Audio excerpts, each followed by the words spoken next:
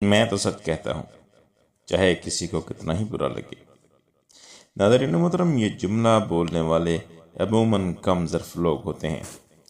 سچ بولنے کی آڑ میں منہ سے زہر نہ اگلیں۔ سچ کڑوا نہیں، میٹھا ہوتا ہے۔ بس ہر بات کرنے کا ایک وقت اور سلیقہ ہوتا ہے۔ کسی کی عیب گری نہ کریں۔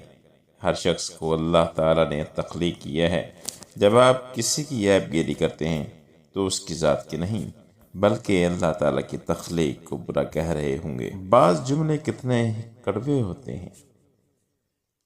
ام المومنین سیدہ عائشہ رضی اللہ تعالیٰ عنہ فرماتی ہیں کہ میں نے رسول اللہ صلی اللہ علیہ وسلم سے کہہ دیا کہ آپ کو ام صفیہ رضی اللہ عنہ میں یہی کافی ہے کہ وہ ایسے ہیں۔ ان کی مراد سیدہ صفیہ رضی اللہ تعالیٰ عنہ کا پست قد ہونا تھا۔